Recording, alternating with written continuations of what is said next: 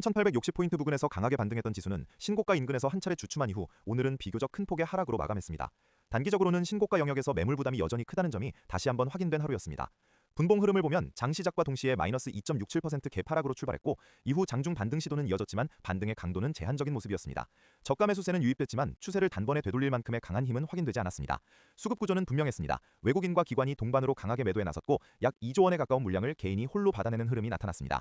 즉 오늘 반등의 수급 주체는 사실상 개인에 한정돼 있었고 이는 반등의 지속성 측면에서 언제든 다시 조정이 나올 수 있는 구조임을 의미합니다. 이 흐름을 종합해보면 신고가 부근에는 여전히 매물이 두텁게 쌓여있고 차익 실현 물량과 단기 유동성 매물이 동시에 출회되고 있는 상황입니다. 따라서 단기간에 신고가를 쉽게 돌파하기는 쉽지 않은 환경으로 해석할 수 있겠습니다.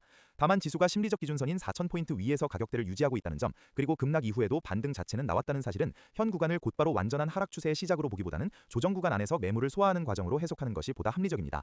코스닥은 상대적으로 강한 흐름을 유지했습니다. 강력한 심리적 저항선이었던 930포인트를 이탈하지 않고 지지선으로 다져가는 모습이 이어졌습니다. 개파락 이후 장 초반 크게 밀렸지만 이후에는 꾸준한 반등이 이어지며 결국 플러스권 마감에 성공했습니다.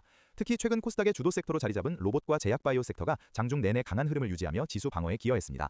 다만 수급 구조는 더욱 극단적이었습니다. 외국인과 기관이 매도한 물량을 개인이 약 2조 7,800억 원 규모로 받아내며 지수 반등을 주도했습니다.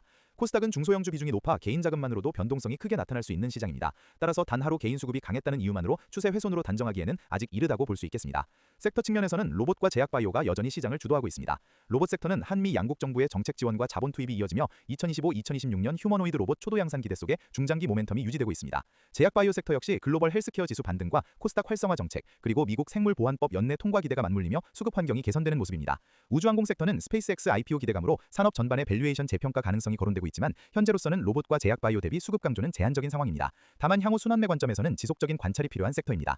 정리하겠습니다. 오늘 시장은 변동성은 컸지만 구조는 비교적 명확했습니다. 코스피는 신고가 부근 매물 부담 속에 개인 중심의 불안정한 반등을 보였고 코스닥은 지지선을 지켜내며 상대적 강세를 유지했습니다. 현재 구간은 추세 붕괴보다는 조정 국면에서의 매물 소화 과정으로 보는 것이 합리적이며 당분간은 지수보다 주도 섹터의 힘과 자금 순환의 방향이 시장을 판단한 핵심 기준이 될 가능성이 높아 보입니다. 특히 로봇과 제약바이오의 단기 과열 가능성이 높아짐에 따라 순환매가 어떤 섹터로 이동하는지 관찰하는 것 역시 중요하겠습니다. 1분이면 시장을 읽을 수 있습니다. 구독하고 내일도 함께해보세요.